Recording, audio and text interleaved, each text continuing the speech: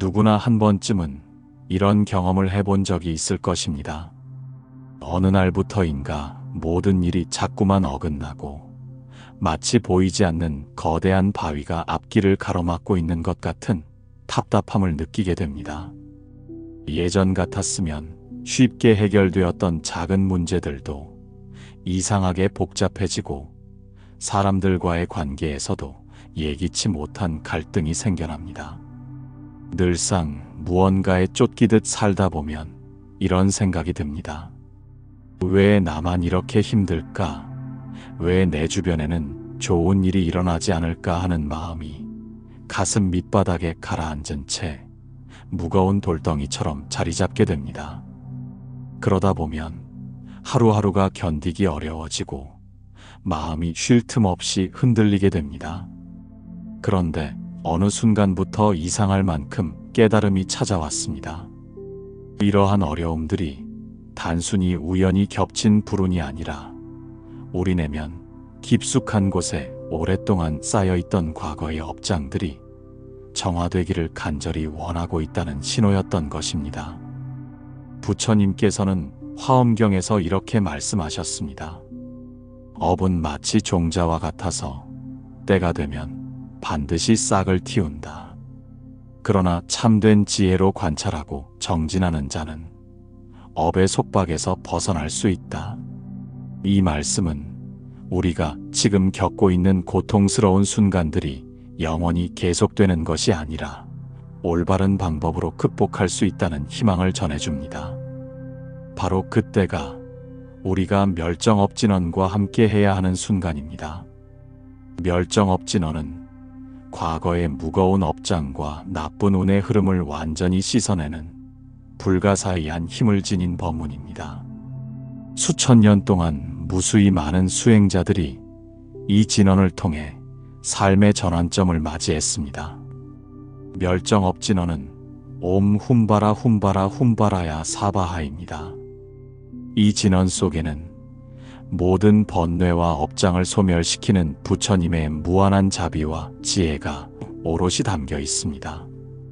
매일 새벽 정성을 다해 이 진언을 염송하다 보면 마음 깊은 곳에 켜켜이 쌓여있던 어둠의 그림자들이 서서히 걷히며 밝은 빛이 스며들기 시작합니다. 하지만 단순히 진언만 외우는 것으로는 완전한 변화를 이루기 어렵습니다. 우리의 마음가짐과 일상의 작은 실천들이 함께 어우러져야 진정한 전환의 기적이 일어납니다. 그래서 오늘은 불길한 흐름을 완전히 바꾸고 새로운 복덕의 길을 열어주는 6가지 비결을 여러분과 나누고자 합니다. 이 6가지 비결은 추상적인 가르침이 아닙니다. 실제로 수많은 수행자들이 직접 체험하고 확인한 변화의 징조들입니다. 우리가 이 징조들을 하나씩 경험하게 될 때 그것은 과거의 무거운 업장이 정화되고 새로운 복덕의 씨앗이 싹 트고 있다는 분명한 증거입니다.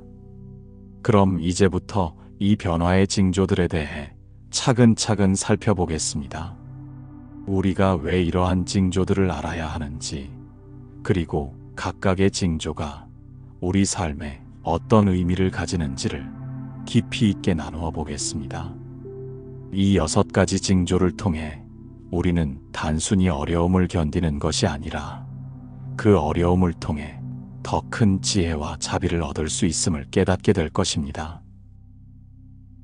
첫 번째 비결은 마음의 평정심이 서서히 자리 잡기 시작하는 순간입니다. 인생을 살다 보면 예상치 못한 일들이 연달아 일어날 때가 있습니다. 그럴 때마다 우리는 마음이 요동치고 불안해하며 어떻게 해야 할지 방향을 잃고 헤매게 됩니다. 괜히 화가 나고 쉽게 낙심하게 되며 작은 일에도 크게 동요하는 자신을 발견하게 됩니다. 예를 들어 보겠습니다. 아침에 일어나서 회사에 가려고 하는데 갑자기 지하철이 고장나서 지각을 하게 됩니다. 그러면 하루 종일 기분이 상하고 그 작은 일 때문에 모든 일이 꼬이는 것처럼 느껴집니다. 상사가 무심코 한 말에도 민감하게 반응하고 집에 와서도 그 스트레스를 가족들에게 풀게 됩니다. 이런 상황이 며칠, 몇 주 계속되다 보면 우리는 점점 더 예민해지고 불안해집니다. 마음이 마치 바람에 흔들리는 갈대처럼 이리저리 흔들리며 안정을 찾지 못하게 됩니다. 밤에 잠자리에 누워서도 온갖 걱정과 불안이 머릿속을 맴돌며 쉽게 잠들지 못합니다.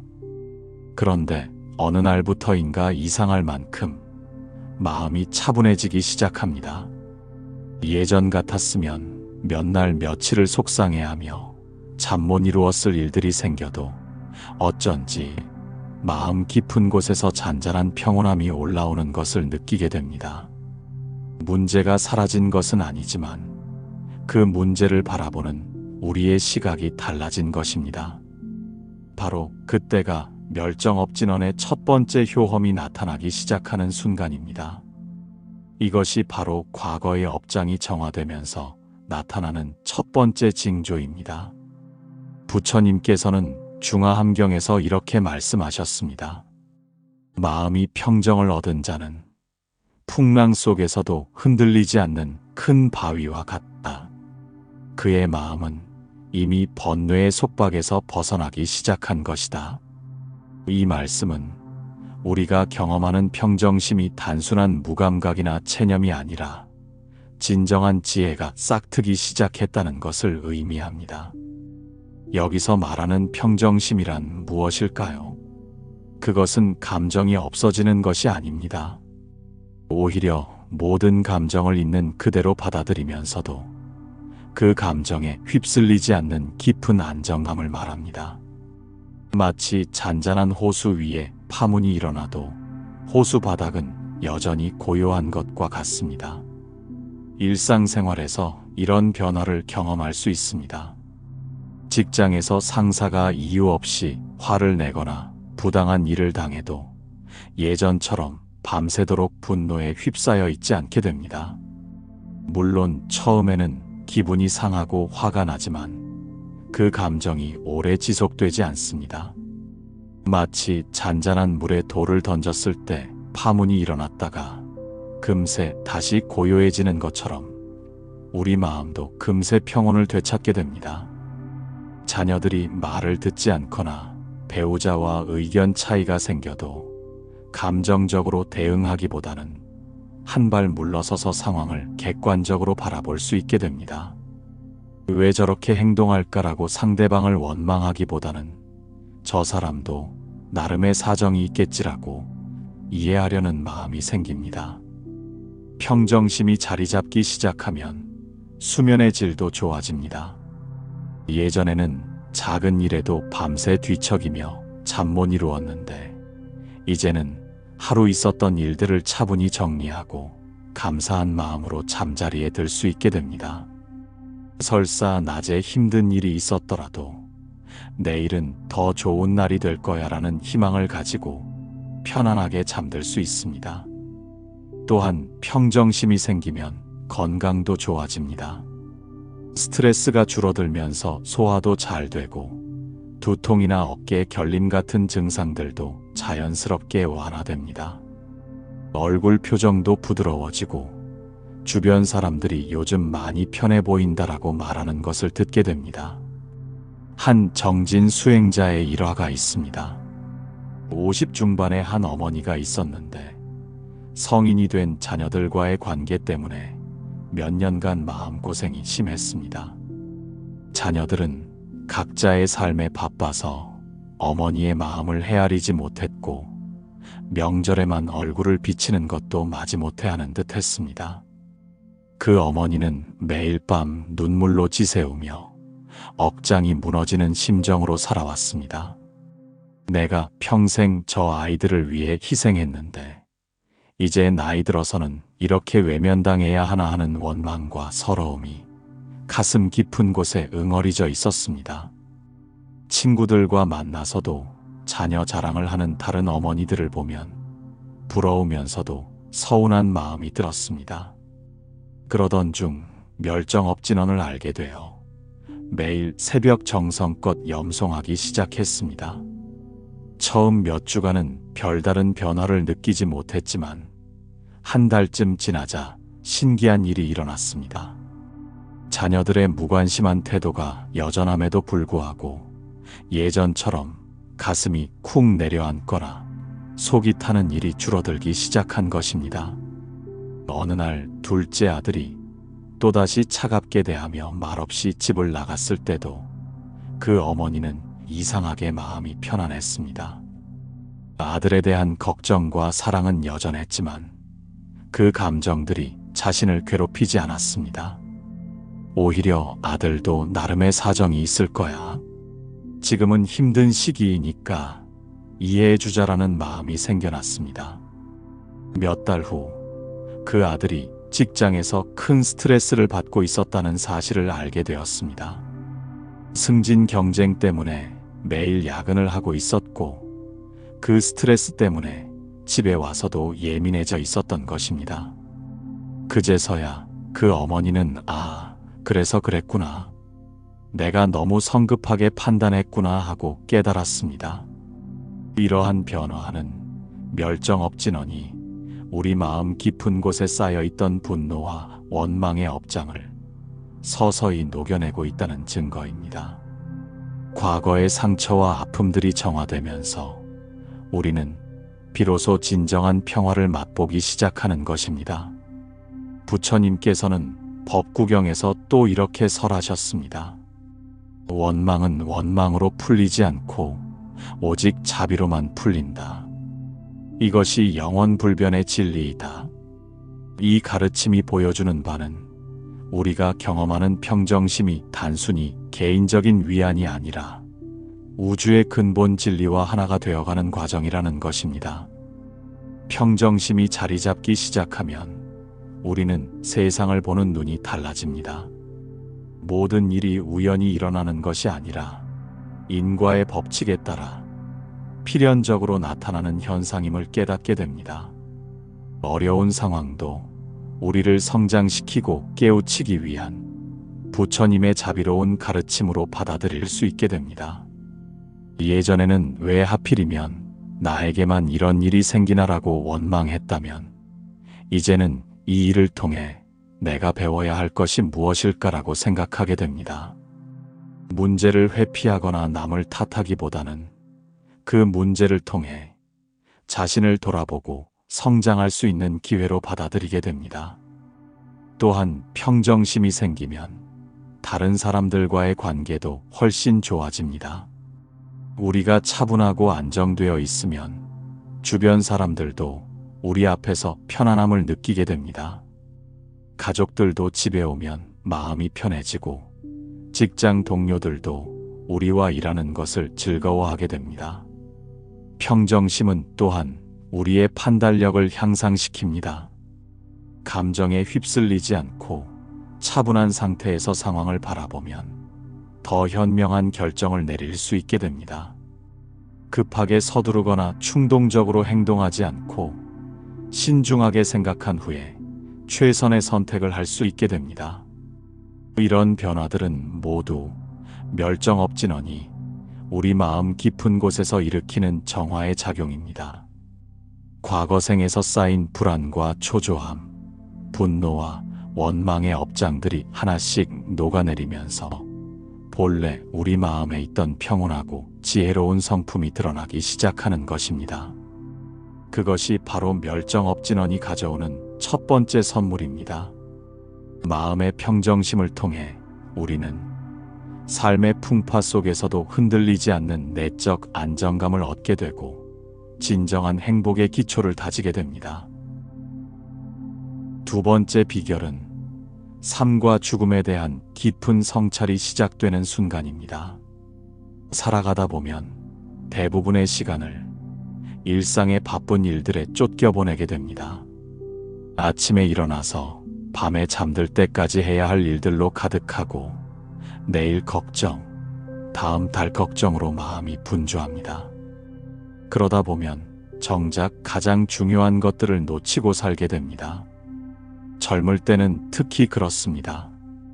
건강하고 활력이 넘치다 보니 마치 영원히 살 것처럼 느껴집니다.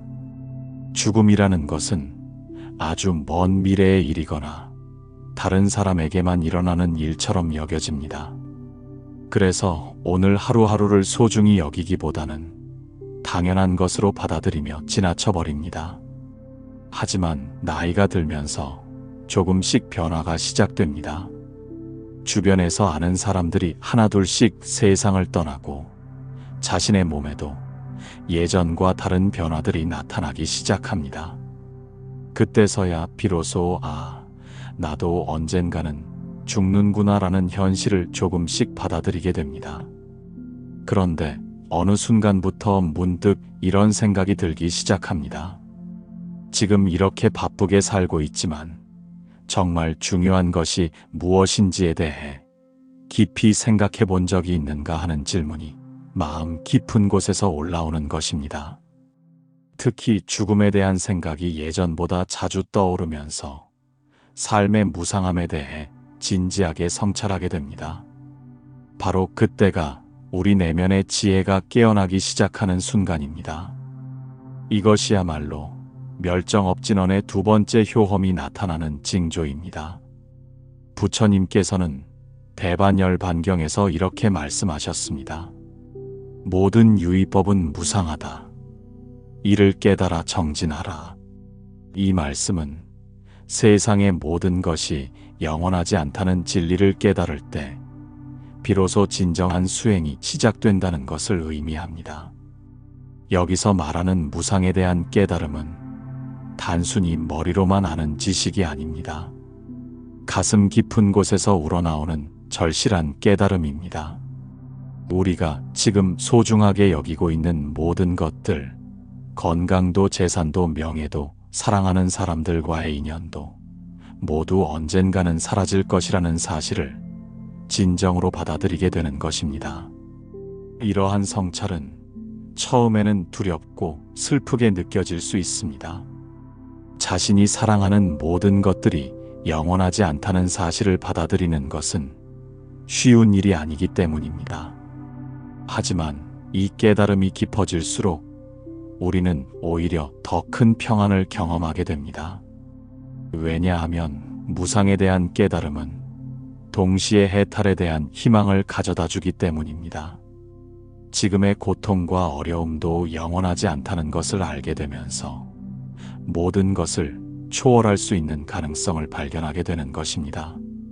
이러한 성찰이 시작되면 우리는 삶을 대하는 태도가 근본적으로 바뀝니다. 예전에는 중요하다고 생각했던 일들이 상대적으로 가벼워지고 정말 소중한 것들의 가치를 새롭게 발견하게 됩니다. 가족과 함께하는 평범한 시간, 건강한 몸으로 하루를 시작할 수 있다는 것, 따뜻한 밥 한 끼를 먹을 수 있다는 것에 진심으로 감사하게 됩니다. 일상생활에서 이런 변화들을 경험할 수 있습니다. 지하철을 타고 가면서 창밖 풍경을 보는데 예전에는 그냥 지나쳤을 풍경들이 새롭게 다가옵니다. 가로수 한 그루, 지나가는 사람들의 모습, 하늘의 구름까지도 모두 소중한 인연으로 느껴집니다. 왜냐하면 이 모든 것들을 지금 이 순간 만날 수 있다는 것 자체가 얼마나 드문 일인지를 깨닫게 되기 때문입니다. 아침에 일어나서 거울을 보면서도 생각이 달라집니다.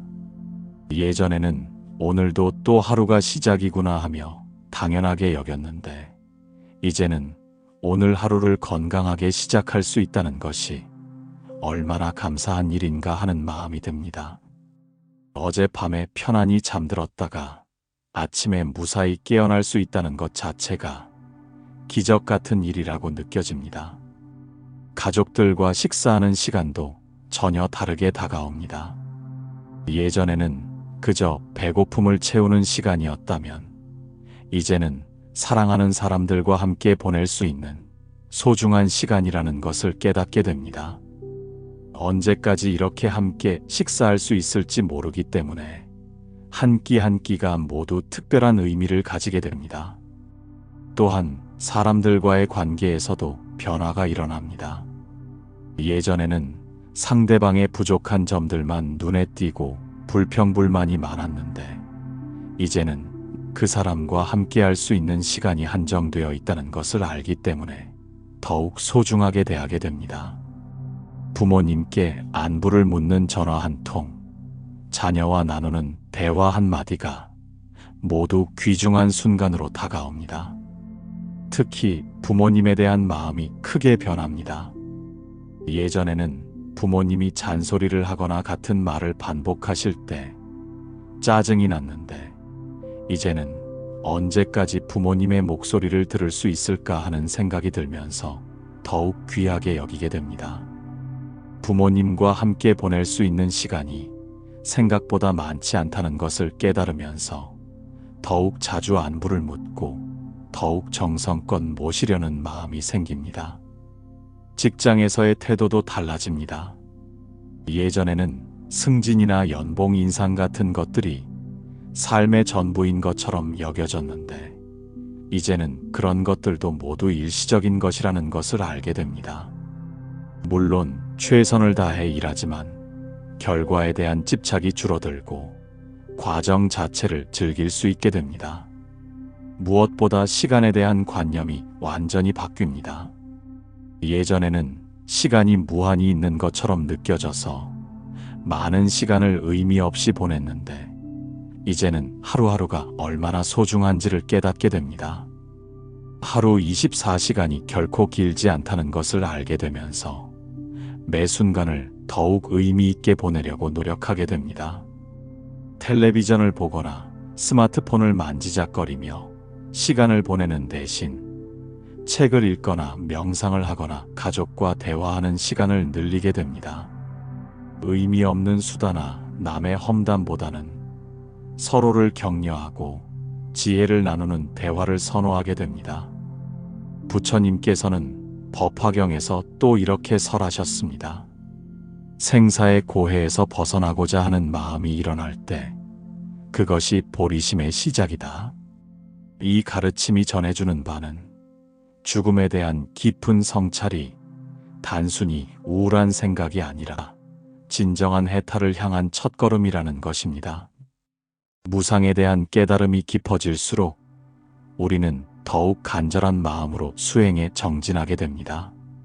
시간이 얼마나 소중한지를 알기 때문에 하루하루를 헛되이 보내지 않으려고 노력합니다. 매일 새벽 일찍 일어나 멸정업진언을 염송하는 것도 더 이상 부담이 아니라 감사한 기회로 여겨집니다. 한 수행자의 이야기를 떠올려 봅니다. 예순을 넘긴 한 남성분이 있었는데 평생 사업에만 몰두하며 살아왔습니다. 젊었을 때는 성공에 대한 욕심이 강해서 가족과 보내는 시간보다 일하는 시간이 훨씬 많았습니다. 나중에 성공하면 가족들에게 더 좋은 것들을 해줄 수 있어라고 생각하며 현재를 희생했습니다. 그런데 나이가 들면서 주변의 친구들이 하나둘씩 세상을 떠나기 시작했습니다.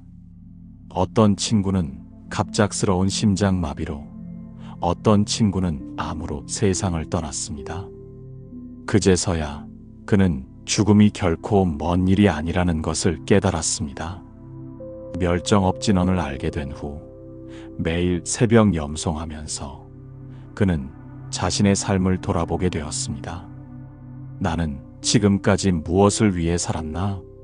정말 중요한 것들을 놓치고 살지는 않았나? 하는 깊은 성찰이 시작되었습니다. 그러면서 그는 가족들과의 시간을 늘리기 시작했습니다. 바쁘다는 핑계로 참석하지 못했던 가족 모임에도 적극적으로 참석하고 손자 손녀들과 놀아주는 시간도 늘렸습니다. 아내와 함께 여행도 다니고 오랫동안 소원했던 형제들과도 연락을 다시 시작했습니다.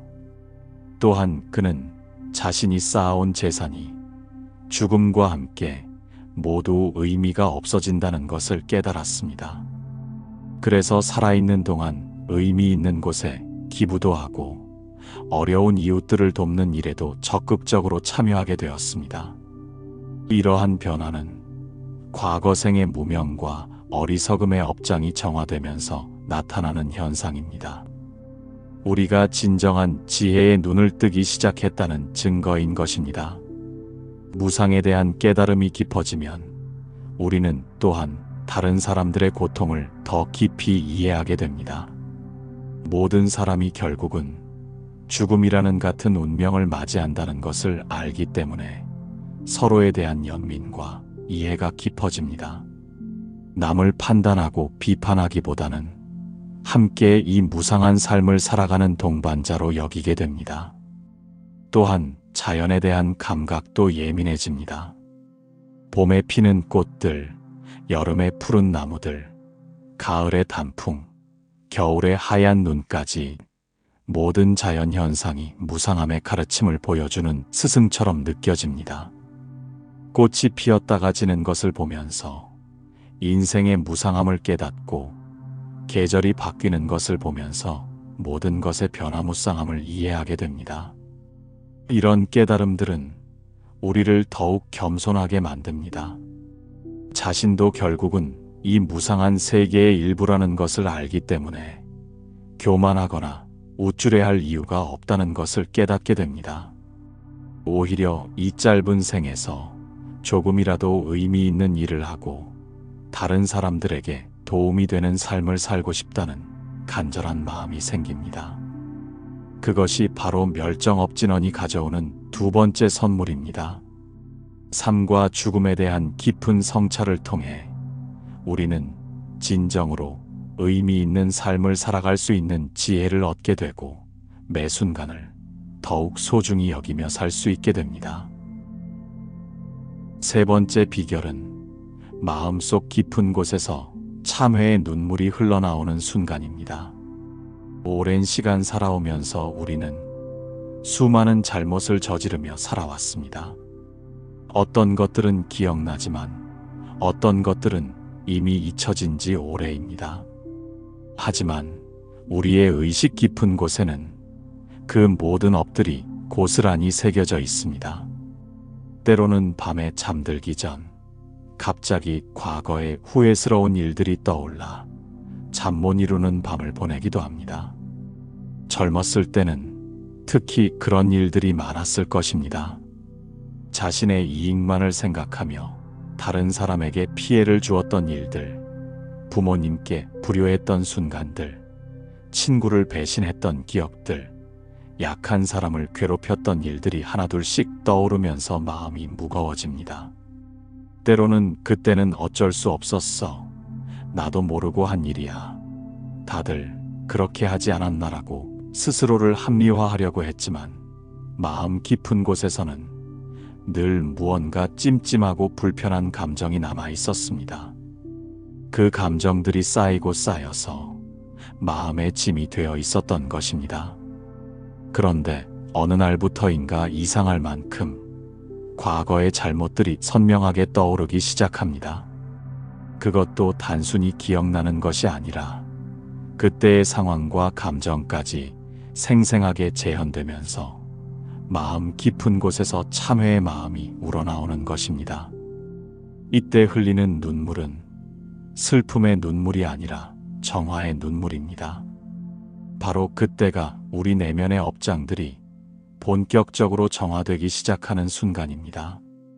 이것이 바로 멸정업진원의 세 번째 효험이 나타나는 징조입니다. 부처님께서는 금강경에서 이렇게 말씀하셨습니다.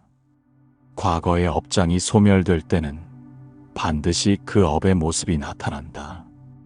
이때 진실한 참회의 마음으로 정진하면 모든 업장이 깨끗이 씻어진다. 이 말씀은 우리가 경험하는 참회의 과정이 단순한 후회가 아니라 실제로 업장이 정화되고 있다는 증거라는 것을 의미합니다. 여기서 말하는 참회란 무엇일까요? 그것은 단순히 미안하다고 말하는 것이 아닙니다. 자신이 저지른 잘못을 마음 깊은 곳에서 진정으로 뉘우치고 다시는 그런 일을 반복하지 않겠다는 간절한 다짐을 하는 것입니다. 또한 그 잘못으로 인해 상처받은 모든 존재들에게 진심으로 용서를 구하는 마음입니다. 일상생활에서 이런 경험을 할 수 있습니다.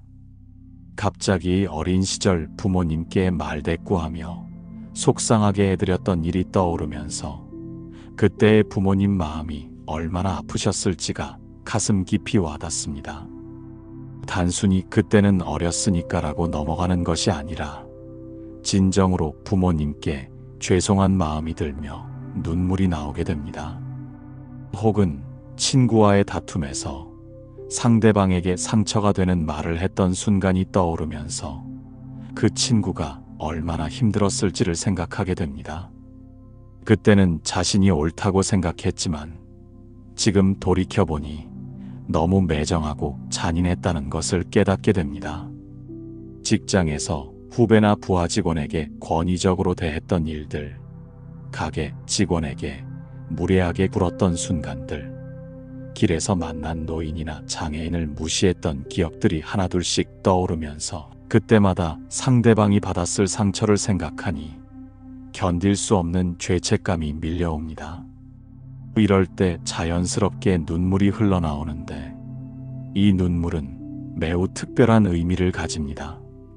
단순히 자신을 불쌍히 여기는 눈물이 아니라 진정으로 잘못을 깨닫고 뉘우치는 정화의 눈물인 것입니다. 한 수행자의 이야기를 떠올려 봅니다. 쉰을 넘긴 한 남성분이 있었는데 젊은 시절 사업을 하면서 여러 사람들에게 금전적 피해를 입힌 적이 있었습니다. 당시에는 생존을 위해 어쩔 수 없었다고 스스로를 합리화했지만 마음 한구석에는 늘 무거운 짐을 지고 있는 것 같은 느낌이 있었습니다. 사업이 어려워지면서 그는 거래처 사람들에게 거짓말을 하고 약속을 어겼습니다. 직원들에게도 급여를 제때 주지 못하면서도 계속 일하게 만들었습니다. 그 과정에서 많은 사람들이 경제적 어려움을 겪었고 어떤 사람들은 가정까지 파탄이 났습니다. 당시에는 나도 어쩔 수 없는 상황이었어. 나도 피해자야라고 생각했습니다. 하지만 시간이 지나면서 마음 한구석에서는 늘 불편한 감정이 자리 잡고 있었습니다. 성공한 다른 사업가들을 보면 부러우면서도 한편으로는 위축되는 마음이 들었습니다. 멸종업 진원을 염송하기 시작한 지 2달쯤 되었을 때 어느 날 새벽 기도 중에 갑자기 그때의 일들이 파노라마처럼 떠올랐습니다. 자신 때문에 어려움을 겪었을 사람들의 얼굴이 하나하나 선명하게 떠오르면서 참을 수 없는 참회의 마음이 밀려왔습니다. 특히 직원 중 한 명이었던 젊은 남성의 얼굴이 떠올랐습니다. 그는 갓 결혼한 신혼부부였는데 급여를 받지 못해서 아내가 임신했는데도 병원비를 제때 낼 수 없었다는 이야기를 들었던 기억이 났습니다. 그때는 나도 어쩔 수 없는 상황이야 라고 넘어갔지만 지금 생각해보니 그 젊은 부부가 얼마나 힘들었을지가 가슴 깊이 와닿았습니다. 그는 그 자리에서 소리내어 울며 진심으로 참회했습니다. 정말 죄송합니다. 제가 너무 이기적이었습니다. 용서해 주세요라고 마음속으로 간절히 빌었습니다. 그러면서 만약 기회가 된다면 그 사람들을 찾아서 사과하고 보상을 해주겠다고 다짐했습니다. 그 순간부터 그의 마음에는 설명할 수 없는 가벼움이 찾아왔습니다. 오랫동안 가슴을 짓누르고 있던 무거운 돌덩이가 사라진 것처럼 거짓말처럼 편안해졌습니다. 물론 과거의 일들이 없어진 것은 아니지만 그에 대한 마음의 짐은 완전히 내려놓을 수 있게 되었습니다. 실제로 그 후 그는 연락이 닿는 사람들을 찾아가서 진심으로 사과했습니다. 그리고 자신이 할 수 있는 범위에서 보상도 해주었습니다. 어떤 사람들은 이미 그 일을 잊고 있었지만 그가 찾아와서 사과하는 모습을 보고 오히려 감동받았다고 했습니다. 부처님께서는 반야심경에서 또 이렇게 설하셨습니다. 모든 고통과 재앙을 건너갔다. 이러한 말씀이 보여주는 바는 진실한 참회를 통해 우리는 과거의 업장으로부터 완전히 자유로워질 수 있다는 것입니다. 참회의 눈물이 흘러나올 때 우리는 두려워하거나 부끄러워할 필요가 없습니다. 오히려 이것은 매우 고무적인 징조입니다. 우리의 양심이 살아나고 있고 과거의 업장들이 정화되고 있다는 분명한 증거이기 때문입니다. 때로는 참회의 과정에서 매우 고통스러운 감정들을 경험할 수도 있습니다. 자신이 저지른 잘못들을 직면하는 것은 결코 쉬운 일이 아니기 때문입니다. 하지만 이 과정을 피하지 말고 정면으로 받아들여야 합니다. 고름이 나와야 상처가 아물 수 있는 것처럼 과거의 업장들이 모두 드러나야 완전히 정화될 수 있기 때문입니다. 참회를 할 때는 구체적이고 진실해야 합니다. 막연하게 내가 잘못했다고 하는 것이 아니라 정확히 어떤 잘못을 했는지, 그로 인해 누가 어떤 피해를 입었는지를 구체적으로 인식해야 합니다. 그리고 그 잘못에 대해 진심으로 뉘우치며 다시는 그런 일을 반복하지 않겠다고 다짐해야 합니다. 또한 참회는 일회성으로 끝나는 것이 아닙니다. 진정한 참회는 삶의 변화로 이어져야 합니다. 과거의 잘못을 뉘우치는 것에서 그치지 않고 앞으로는 더 나은 사람이 되기 위해 노력해야 합니다. 이기적이었다면 이제는 남을 배려하는 사람이 되어야 하고, 거짓말을 했다면 이제는 정직한 사람이 되어야 합니다. 이러한 변화는 멸정업진원의 강력한 힘이 우리 마음 깊은 곳까지 스며들어 쌓여있던 업의 장막을 걷어내고 있다는 것을 보여줍니다. 참회의 과정을 통해 우리는 과거로부터 자유로워지고 새로운 삶을 시작할 수 있게 됩니다. 그것이 바로 멸정업진원이 가져오는 세 번째 선물입니다. 진실한 참회를 통해 우리는 과거의 무거운 짐을 내려놓고 가벼운 마음으로 앞으로 나아갈 수 있게 되며 진정한 내적 평화를 경험하게 됩니다. 네 번째 비결은 자비심이 마음속에서 저절로 우러나오기 시작하는 순간입니다. 예전에는 다른 사람들의 어려움을 보면서도 크게 마음이 움직이지 않았습니다. 물론 동정심은 있었지만 그것도 잠시뿐이었고 금세 자신의 일에만 몰두하게 되었습니다. 때로는 상대방의 불행을 보면서 저 사람이 잘못 살았으니까 저런 일을 당하는 거야 라고 생각하며 냉정하게 판단하기도 했습니다. 뉴스에서 사고나 재해 소식을 들어도 참 안 됐네 하며 잠깐 안타까워하다가 금세 잊어버렸습니다. 길에서 노숙자나 거지를 봐도 저 사람이 게을러서 저렇게 된 거야 라고 생각하며 외면했습니다. 심지어 가족이나 가까운 사람들이 어려움을 겪을 때도 내가 조심하지 않아서 그런 거야 라고 말하며 따뜻한 위로보다는 차가운 비판을 먼저 했습니다. 이런 태도는 자신을 보호하기 위한 방어기제이기도 했습니다. 다른 사람의 고통에 너무 깊이 공감하면 자신도 힘들어질까봐 마음의 문을 닫고 살았던 것입니다. 또한 세상은 원래 각자 알아서 살아야 하는 곳이야 라는 생각으로 냉정함을 유지하려고 했습니다. 그런데 어느 날부터인가 사람들을 바라보는 마음이 달라지기 시작합니다. 길에서 마주치는 사람들, TV 뉴스에 나오는 사람들, 심지어 평소에 좋아하지 않았던 사람들까지도 모두 각자의 고통을 안고 살아가는 중생들로 보이기 시작합니다. 그들의 어려움이 마치 자신의 일처럼 가슴 아프게 다가오는 것입니다. 바로 그때가 우리 마음속에 자비심이 싹트기 시작하는 순간입니다.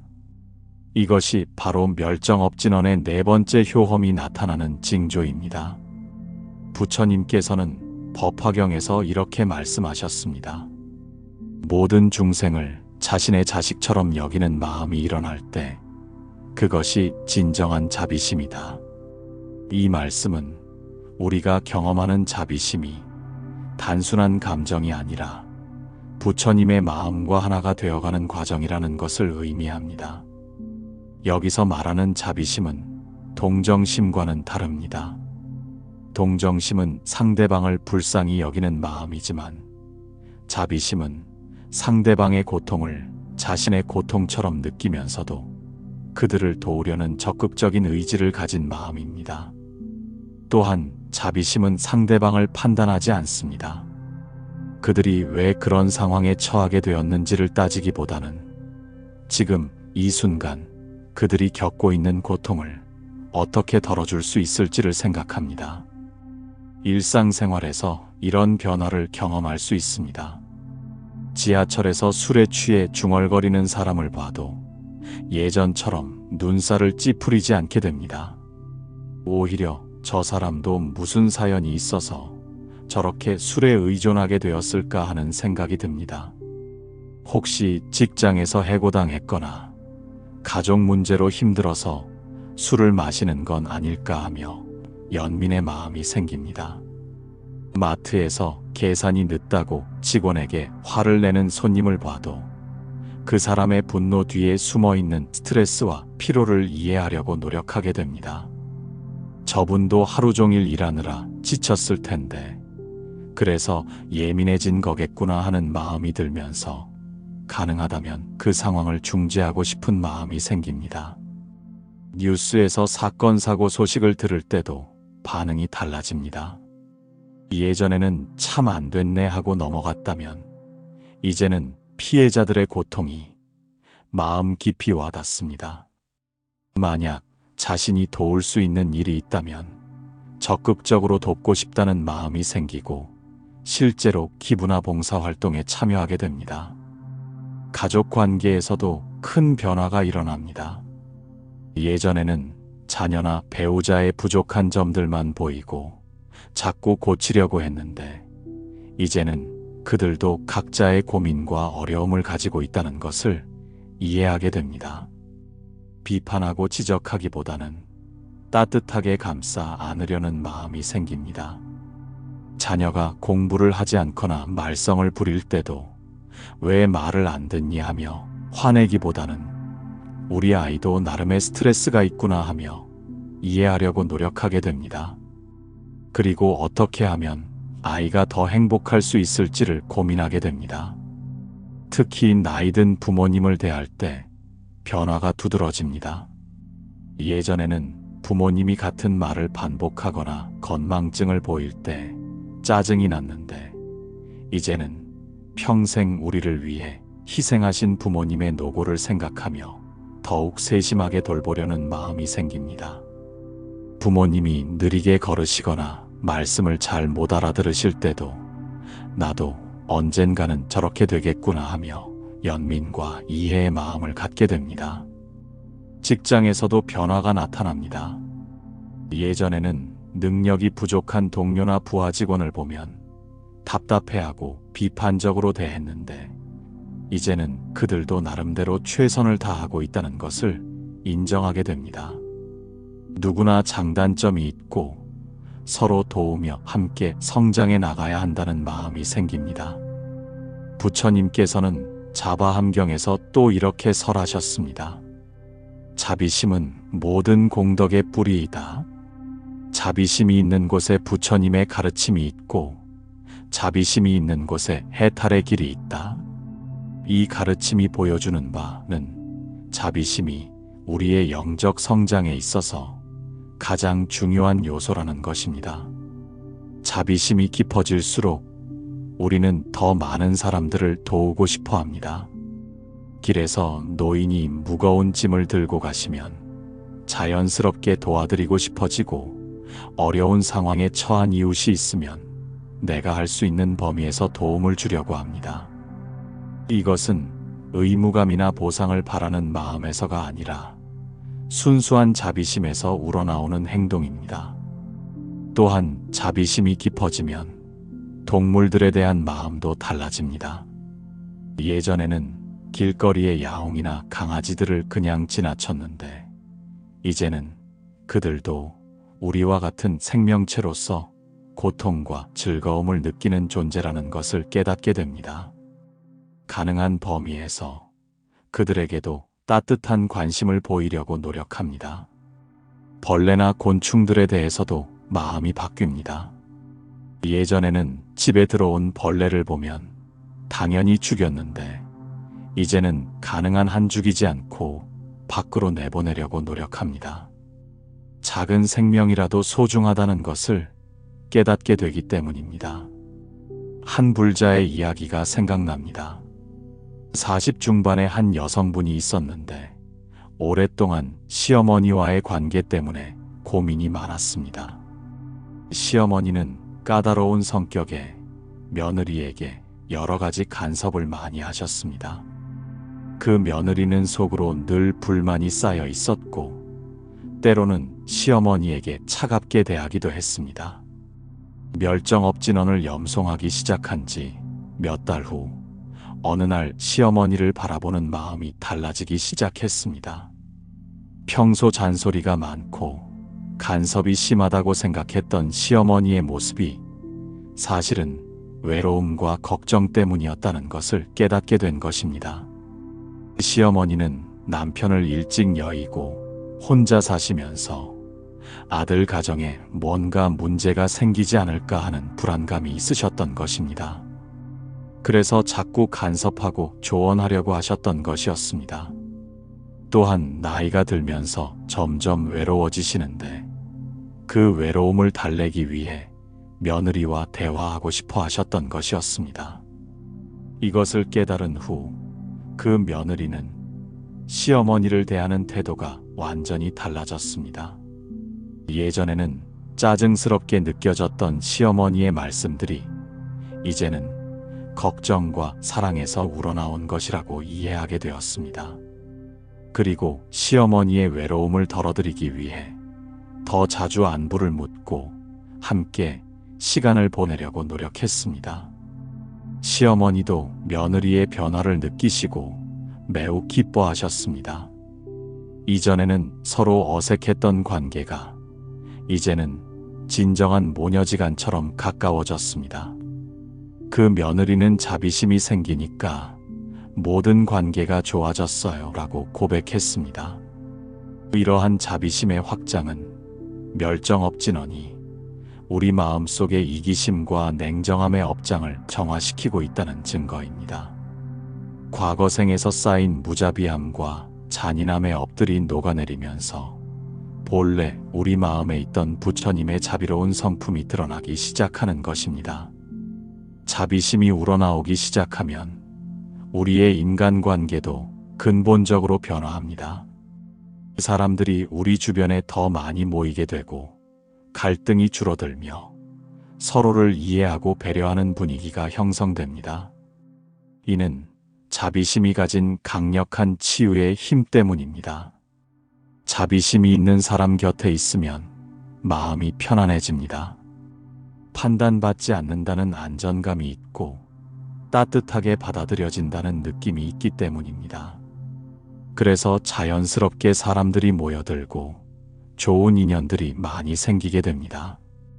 또한 자비심이 깊어지면 우리 자신에 대해서도 더 너그러워집니다.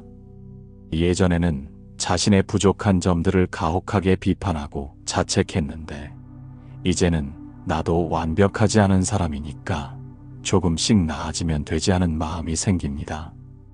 자신을 사랑하고 용서할 줄 아는 마음이 생기는 것입니다. 자비심은 또한 우리를 더 겸손하게 만듭니다. 모든 사람이 각자의 어려움을 가지고 있다는 것을 이해하게 되면서 나만 힘든 게 아니구나 하는 깨달음이 생깁니다. 그래서 자신의 문제에만 매몰되지 않고 다른 사람들의 입장도 이해할 수 있게 됩니다. 이런 변화들은 모두 멸정업진언이 우리 마음 깊은 곳에서 일으키는 근본적인 변화입니다. 과거 생에서 쌓인 이기심과 무관심, 냉정함과 잔인함의 업장들이 하나씩 정화되면서 본래 우리에게 있던 자비로운 마음이 되살아나는 것입니다. 그것이 바로 멸정업진원이 가져오는 네 번째 선물입니다. 자비심을 통해 우리는 모든 존재와 하나가 되는 체험을 하게 되며 진정한 행복과 평화를 발견하게 됩니다. 다섯 번째 비결은 일상의 작은 일들에서 깊은 감사가 우러나오는 순간입니다. 살아가다 보면 우리는 너무 많은 것들을 당연하게 여기며 살아갑니다. 아침에 눈을 뜨는 것, 숨을 쉬는 것, 따뜻한 물로 세수하는 것, 맛있는 음식을 먹는 것 모두가 당연한 일처럼 느껴집니다. 오히려 조금이라도 불편한 일이 생기면 불평하고 원망하는 마음이 앞서곤 했습니다. 예를 들어 원하는 음식이 없으면 왜 이런 것밖에 없어? 날씨가 나쁘면 왜 하필 오늘 비가 와? 교통이 막히면 왜 이렇게 막혀? 하며 불만을 토로했습니다. 건강할 때는 건강의 소중함을 모르고 가족이 함께 있을 때는 그 시간의 귀중함을 깨닫지 못했습니다. 특히 젊을 때는 더욱 그렇습니다. 부모님이 해주시는 모든 것들을 당연하게 받아들이고 오히려 왜 이것밖에 안 해줘라며 불만을 표현하기도 했습니다. 학교에 다닐 수 있는 것, 친구들과 놀 수 있는 것, 아플 때 병원에 갈 수 있는 것 모두를 특별하지 않은 일상으로 여겼습니다. 나이가 들면서도 마찬가지였습니다. 직장이 있으면 월급이 적다, 일이 힘들다고 불평하고 집이 있으면 더 넓었으면 좋겠다, 더 좋은 동네였으면 하며 아쉬워했습니다. 현재 가지고 있는 것들에 대해서는 감사할 줄 모르고 없는 것들에 대해서만 불만을 가졌습니다. 그런데 어느 날부터인가 이상할 만큼 모든 것이 감사하게 느껴지기 시작합니다. 아침에 건강한 몸으로 일어날 수 있다는 것, 가족들과 함께 식사할 수 있다는 것, 평범한 하루를 무사히 보낼 수 있다는 것까지도 모두 특별한 선물처럼 다가오는 것입니다. 바로 그때가 우리 마음속에 진정한 감사의 마음이 싹트기 시작하는 순간입니다. 이것이 바로 멸정업진원의 다섯 번째 효험이 나타나는 징조입니다. 부처님께서는 수타니파타에서 이렇게 말씀하셨습니다. 지족을 아는 자는 가난해도 부유하고 지족을 모르는 자는 부유해도 가난하다. 이 말씀은 우리가 경험하는 감사의 마음이 단순한 감정이 아니라 진정한 부와 행복의 열쇠라는 것을 의미합니다. 여기서 말하는 감사는 억지로 만들어내는 것이 아닙니다. 마음 깊은 곳에서 자연스럽게 우러나오는 진실한 감사입니다.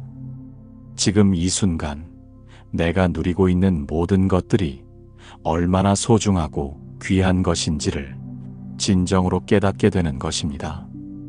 일상생활에서 이런 변화를 경험할 수 있습니다.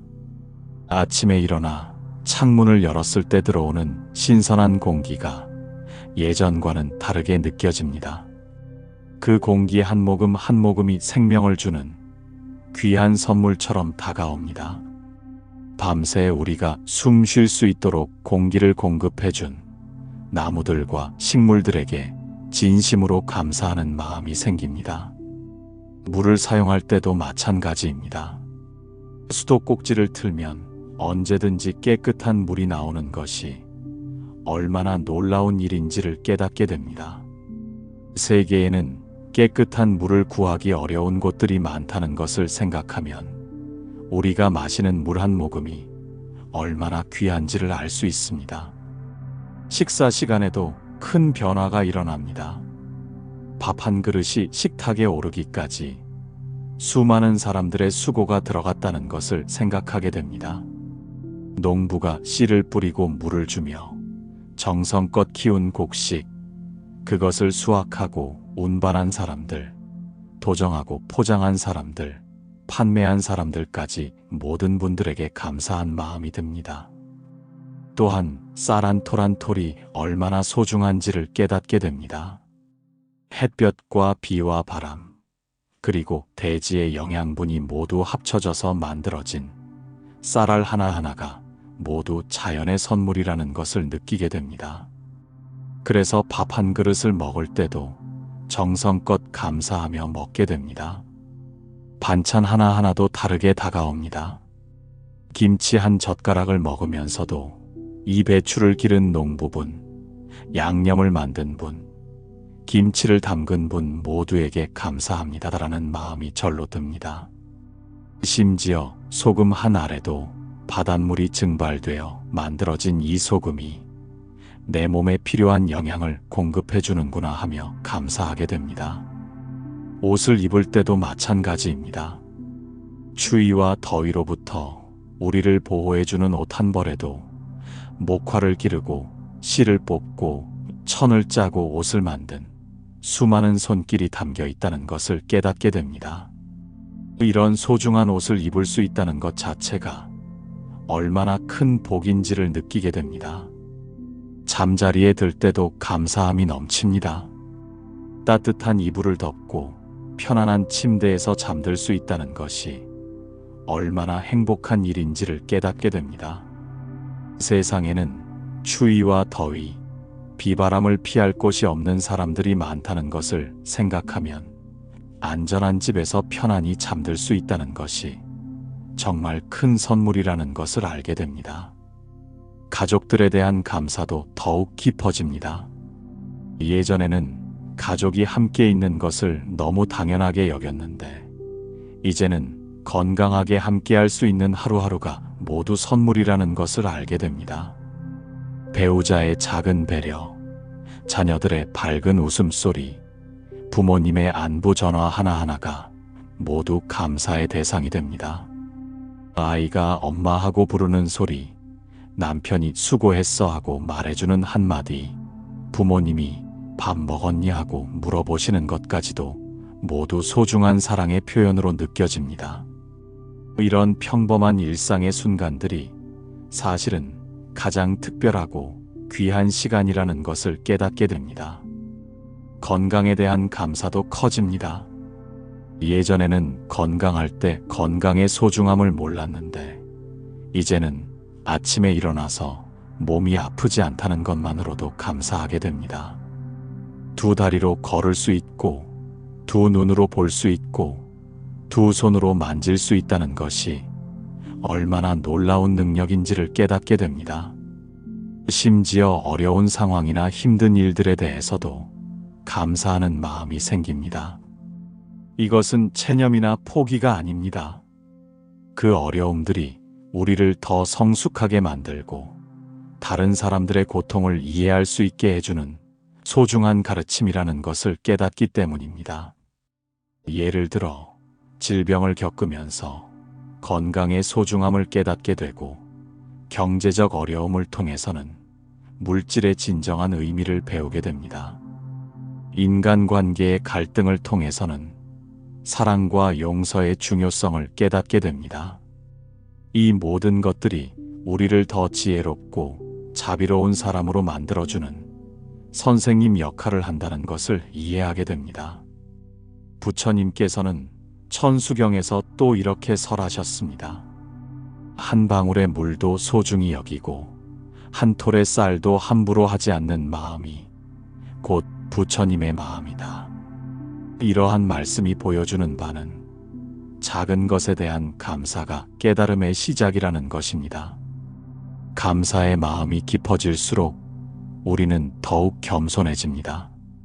지금 내가 누리고 있는 모든 것들이 내 힘만으로 이루어진 것이 아니라 수많은 인연과 조건들이 만나서 이루어진 결과라는 것을 깨닫기 때문입니다.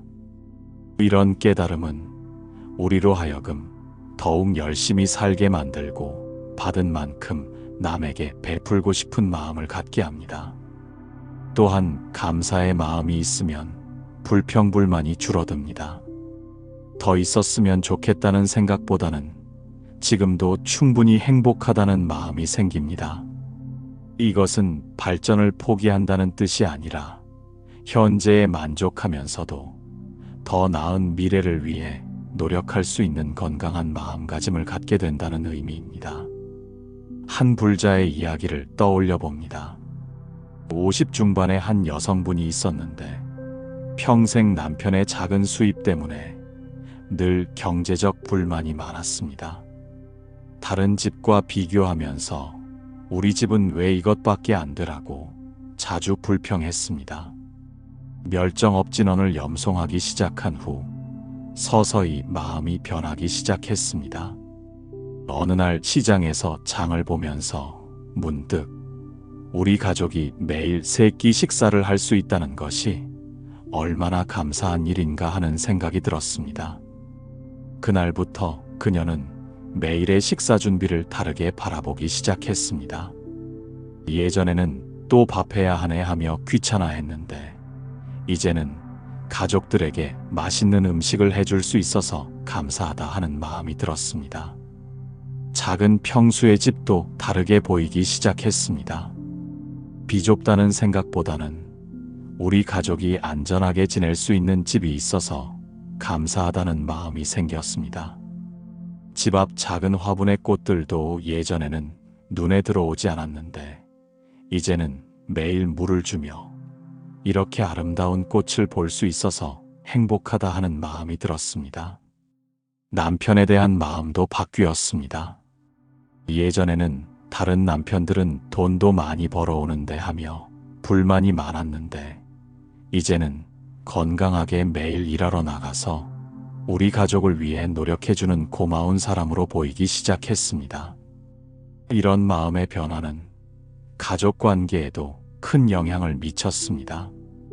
부인이 늘 감사하고 행복해하니까 남편도 기분이 좋아졌고 자녀들도 집 분위기가 밝아진 것을 느꼈습니다.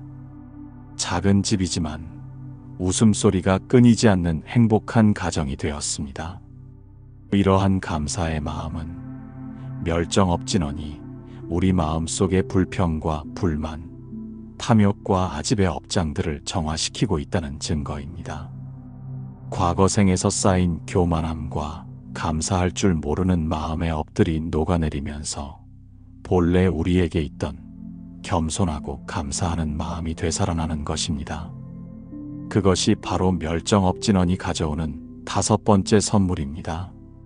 진정한 감사의 마음을 통해 우리는 평범한 일상 속에서도 무한한 행복과 만족을 발견하게 되고 진정한 풍요로움을 경험하게 됩니다. 6번째 비결은 마음의 평화와 함께 미래에 대한 확신이 생기는 순간입니다. 지나온 시간 내내 우리는 미래에 대한 불안과 걱정으로 잠 못 이루는 밤을 보내곤 했습니다. 내일 일이 어떻게 될지, 다음 달은 어떨지, 몇 년 후에는 또 어떤 일들이 일어날지 알 수 없는 두려움이 마음을 짓눌렀습니다. 특히 나이가 들수록 건강 문제, 경제적 문제, 가족 문제 등에 대한 걱정이 더욱 커져만 갔습니다. 예를 들어 밤에 잠자리에 누우면 온갖 걱정들이 머릿속을 맴돌았습니다. 내 건강이 계속 괜찮을까? 경제적으로 어려워지면 어떻게 하지? 자녀들이 잘 살 수 있을까? 부모님이 더 연로해지시면 어떻게 모실까 하는 생각들이 꼬리에 꼬리를 물고 이어졌습니다. 특히 세상의 부정적인 뉴스들을 접할 때마다 불안감이 더욱 커졌습니다. 경제 불황, 질병, 사건, 사고 소식들을 들으면 혹시 우리에게도 이런 일이 생기면 어떻게 하지 하는 두려움이 앞섰습니다. 미래는 늘 불확실하고 위험한 것으로만 느껴졌습니다. 이런 불안감은 현재의 행복마저 빼앗아 갔습니다. 지금 당장은 별 문제가 없는데도 미래에 대한 걱정 때문에 현재를 제대로 즐기지 못했습니다. 가족과 함께 있을 때도 언제까지 이렇게 함께할 수 있을까 하는 생각에 마음이 무거워졌고 좋은 일이 생겨도 이것도 언제까지 지속될까 하며 온전히 기뻐하지 못했습니다. 또한 계획을 세우는 것도 어려웠습니다. 미래가 불확실하다고 생각하니까 장기적인 목표를 세우기가 힘들었고 새로운 일에 도전하는 것도 두려웠습니다. 혹시 실패하면 어떻게 하지 하는 생각이 앞서서 소극적으로 살게 되었습니다. 그런데 어느 시점부터 이런 생각이 들기 시작합니다. 지금까지 수많은 어려움들을 겪었지만 결국은 모두 잘 해결되었고 때로는 그 어려움들이 오히려 더 큰 복을 가져다주는 계기가 되었다는 것을 깨닫게 됩니다. 그리고 앞으로도 분명히 좋은 방향으로 흘러갈 것이라는 확신이 마음 깊은 곳에서 솟아오르는 것입니다. 바로 그때가 우리 마음에 진정한 평화와 확신이 자리 잡기 시작하는 순간입니다. 이것이 바로 멸정업진원의 6번째이자 마지막 효험이 나타나는 징조입니다. 부처님께서는 아미타경에서 이렇게 말씀하셨습니다. 선근을 심고 복덕을 쌓은 자는 모든 부처님의 보호를 받으며 그의 길은 항상 밝고 평탄하다. 이 말씀은 우리가 경험하는 확신이 단순한 낙관이 아니라 실제로 선업의 결과로 나타나는 복덕의 징조라는 것을 의미합니다. 여기서 말하는 확신은 맹목적인 믿음이 아닙니다. 지난 시간 동안 자신이 정성껏 수행해온 공덕과 쌓아온 선업들이 분명히 좋은 결과를 가져올 것이라는 깊은 믿음입니다. 또한 부처님의 가르침대로 살아가는 사람에게는 반드시 부처님의 가피가 함께한다는 확신입니다. 일상생활에서 이런 변화를 경험할 수 있습니다. 예전에는 조그마한 문제만 생겨도 밤새 뒤척이며 걱정했는데 이제는 이것도 분명히 좋은 방향으로 해결될 거야라는 마음으로 편안하게 잠들 수 있게 됩니다. 문제가 사라진 것이 아니라 그 문제를 바라보는 마음의 여유가 생긴 것입니다. 예를 들어 직장에서 어려운 일이 생겨도 예전처럼 어떻게 하지? 큰일 났다 하며 패닉 상태에 빠지지 않게 됩니다. 대신 지금까지도 어려운 일들이 많았지만 다 잘 해결되었으니까 이번에도 좋은 방법이 생길 거야라는 마음으로 차분하게 대처할 수 있게 됩니다. 실제로 이런 마음가짐을 가지고 있으면 문제 해결 능력도 향상됩니다. 불안하고 초조한 상태에서는 좋은 아이디어가 떠오르지 않지만 평온하고 확신에 찬 상태에서는 창의적인 해결책들이 자연스럽게 떠오르게 됩니다. 건강에 대한 걱정도 줄어듭니다. 물론 나이가 들면서 몸이 예전 같지 않다는 것은 알지만 지금까지 건강하게 살아온 것에 감사하고 앞으로도 부처님께서 보살펴 주실 것이라는 믿음이 생깁니다. 설사 질병이 생기더라도 그것을 통해 더 깊은 깨달음을 얻을 수 있는 기회로 받아들일 수 있는 마음의 준비가 되어 있습니다. 내가 지금까지 멸정업진원을 정성껏 염송하고 선업을 쌓으려고 노력했으니까 부처님께서 나에게 필요한 만큼의 건강은 주실 거야라는 믿음이 생깁니다. 이것은 맹신이 아니라 인과의 법칙에 대한 깊은 이해에서 나오는 확신입니다. 경제적인 문제에 대해서도 마찬가지입니다. 예전에는 돈에 대한 걱정이 끊이지 않았는데 이제는 정직하게 살고 베풀며 살면 부처님께서 필요한 만큼은 주실 거야라는 확신이 생깁니다. 이것은 나태해지거나 노력을 포기한다는 뜻이 아니라 과도한 욕심과 불안에서 벗어나 더욱 평온한 마음으로 최선을 다할 수 있게 된다는 의미입니다. 실제로 이런 마음가짐을 가지면 일의 효율성도 높아집니다. 불안하고 조급한 마음으로 일하면 실수도 많이 하고 좋은 결과를 얻기 어렵지만 편안하고 확신에 찬 마음으로 일하면 더 좋은 성과를 낼 수 있게 됩니다. 가족들의 미래에 대해서도 걱정이 줄어듭니다. 자녀들이 어떤 길을 걸어갈지, 그들이 행복할 수 있을지에 대한 염려는 여전히 있지만 그것이 더 이상 우리를 괴롭히지 않습니다. 각자의 운명이 있고 선업을 쌓으며 살아가는 사람에게는 반드시 좋은 결과가 따를 것이라는 믿음이 있기 때문입니다. 내가 자녀들을 위해 기도하고 선업을 쌓고 있으니까 그 공덕이 자녀들에게도 전해져서 좋은 인연과 기회가 생길 거야라는 확신이 듭니다. 그래서 자녀들을 과도하게 간섭하거나 걱정하기보다는 그들의 선택을 믿고 응원해 줄 수 있게 됩니다. 부모님에 대한 걱정도 달라집니다.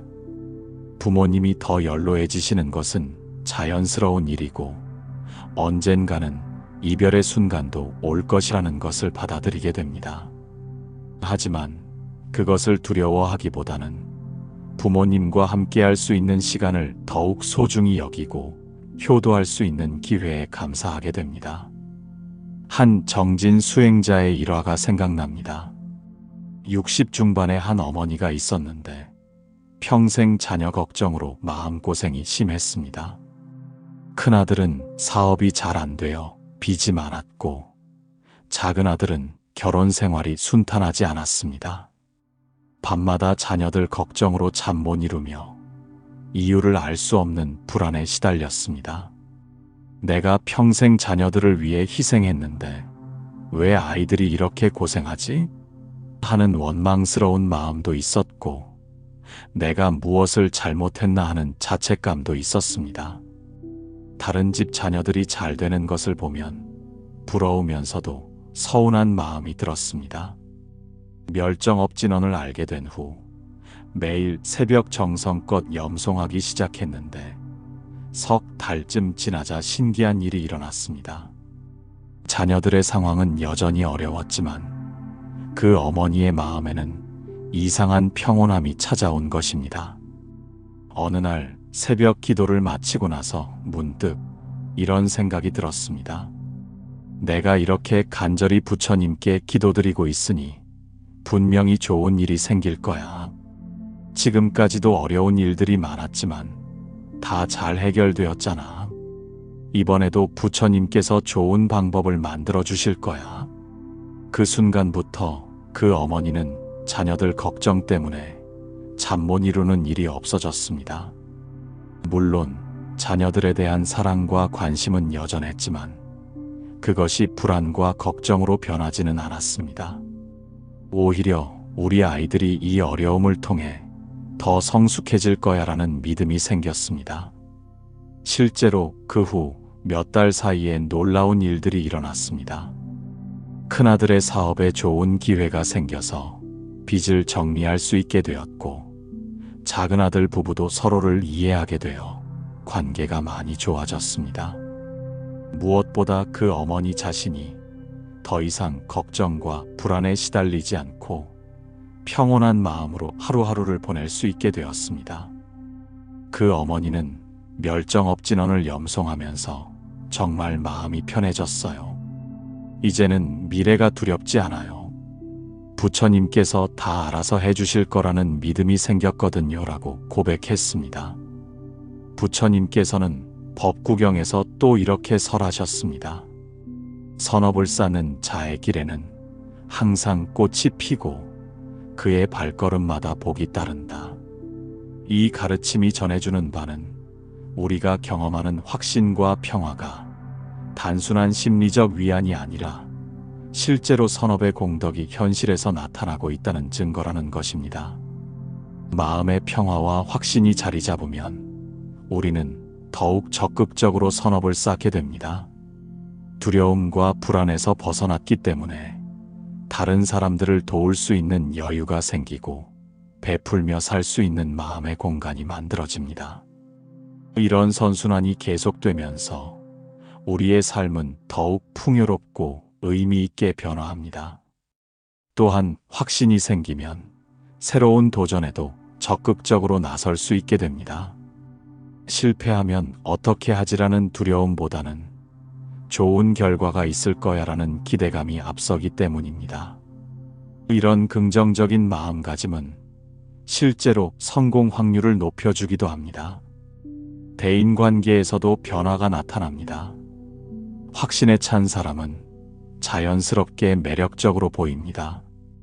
불안하고 초조한 사람보다는 평온하고 안정적인 사람과 함께 있고 싶어 하는 것이 사람의 마음이기 때문입니다. 그래서 좋은 인연들이 더 많이 생기게 됩니다. 무엇보다 확신이 생기면 현재를 더 충실하게 살 수 있게 됩니다. 미래에 대한 걱정으로 현재를 놓치는 일이 없어지고 지금 이 순간에 집중해서 최선을 다할 수 있게 됩니다.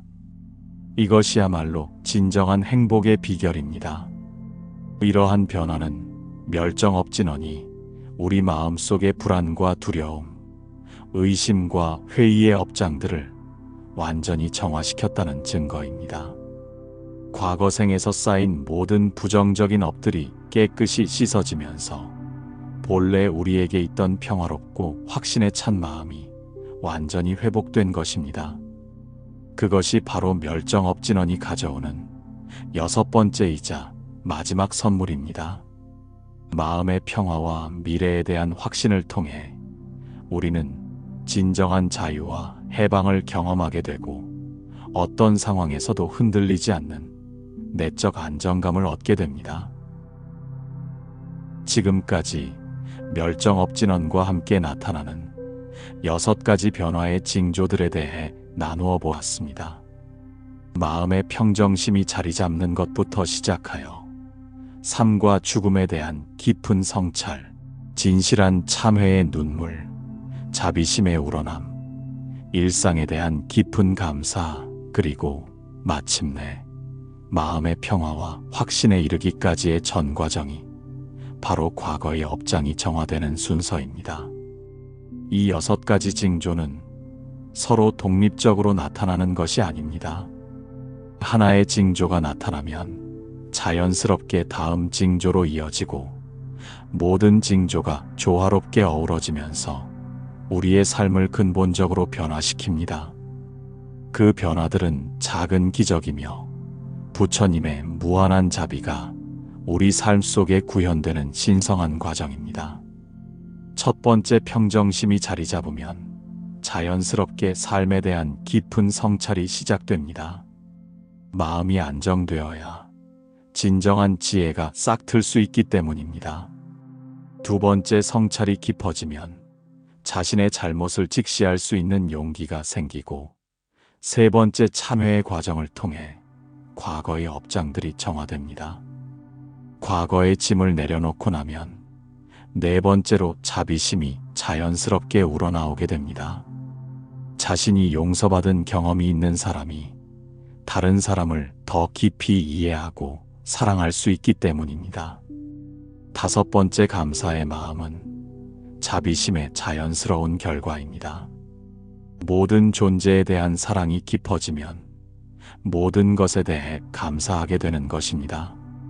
마지막으로 6번째 확신과 평화는 앞선 5가지 변화의 완성입니다.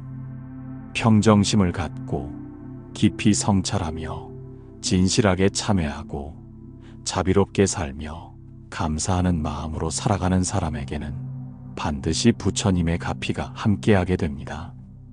그래서 미래에 대한 확신이 생기고 마음에 진정한 평화가 자리 잡게 되는 것입니다.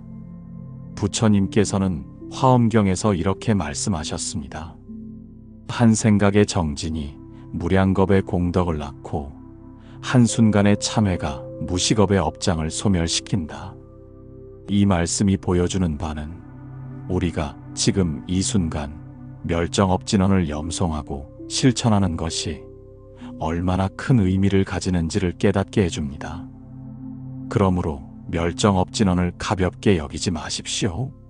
단순히 몇 글자의 진언이 아니라 수천 년 동안 무수한 중생들을 괴로움에서 구원해온 구원의 법문입니다. 매일 새벽 정성껏 이 진언을 염송하고 6가지 징조들을 하나씩 체험해 나가십시오. 혹시 지금까지 들으면서 이 6가지 징조 중 하나라도 경험하고 계신다면 그것은 이미 여러분의 과거 업장이 정화되기 시작했다는 증거입니다. 더 이상 멀리서 기적을 구하지 마시고 지금 이 자리에서 지금 이 마음으로 멸정업진원과 함께 새로운 삶을 시작하시기 바랍니다. 또한 이런 변화들을 경험하더라도 교만해지지 마십시오. 이 모든 것이 우리의 힘이 아니라 부처님의 무한한 자비와 멸정업진원의 불가사의한 공덕력 때문임을 늘 기억해야 합니다. 겸손한 마음으로 더욱 정진하고 받은 은혜를 다른 사람들과 나누려고 노력해야 합니다. 매일 아침 일어나서 멸정업진원 옴 훔바라 훔바라 훔바라야 사바하를 정성껏 염송하십시오. 최소한 108번은 염송하시고 가능하다면 더 많이 염송하십시오. 진언을 염송할 때는 마음을 비우고 오직 부처님의 자비에 의지하는 마음으로 해야 합니다. 또한 진언 염송과 함께 일상생활에서도 선업을 쌓으려고 노력하십시오. 남에게 친절하게 대하고 거짓말하지 않으며 생명을 소중히 여기고 다른 사람의 것을 탐내지 않는 것 등이 모두 업장을 정화하고 복덕을 쌓는 길입니다. 가능하다면 이 귀한 가르침을 다른 사람들과도 나누어 주십시오. 주변에 어려움을 겪고 있는 분들이 있다면 멸정업진언을 알려드리고 이 6가지 징조에 대해서도 말씀해 드리십시오. 부처님의 가르침을 전하는 것 자체가 큰 공덕이 됩니다. 앞으로도 이런 유익한 불교 영성 콘텐츠로 여러분과 함께하고 싶습니다. 이 글이 여러분의 삶에 작은 전환점이 되기를 바라신다면 좋아요를 눌러주시고 주변에 어려움을 겪고 있는 분들에게도 나누어 주시기 바랍니다. 또한 아래 댓글 안에 관세음보살이라고 남겨주시면 관세음보살님의 자비로운 가피가 여러분과 함께 하실 것입니다. 구독 버튼을 눌러주시면 앞으로도 이런 소중한 가르침들을 놓치지 않고 받아보실 수 있습니다. 여러분의 작은 관심과 참여가 더 많은 사람들에게 부처님의 지혜를 전하는데 큰 힘이 됩니다. 좋아요와 구독, 댓글을 통해 이 영상이 더 많은 분들에게 전해질 수 있도록 도와주시기 바랍니다.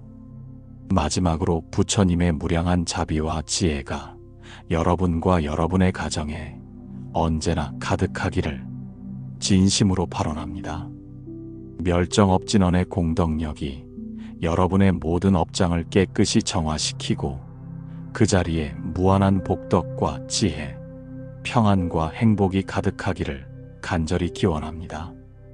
세월 내내 쌓인 업의 그늘이 완전히 걷히고 밝고 맑은 지혜의 빛이 여러분의 마음을 환히 비추기를 바랍니다. 남겨진 시간들이 모두 의미 있고 보람찬 나날이 되기를 발언하며 매 순간이 부처님의 자비 속에서 평안하고 행복하기를 기원합니다. 옴 훔바라 훔바라 훔바라야 사바 옴 마니 판매 훔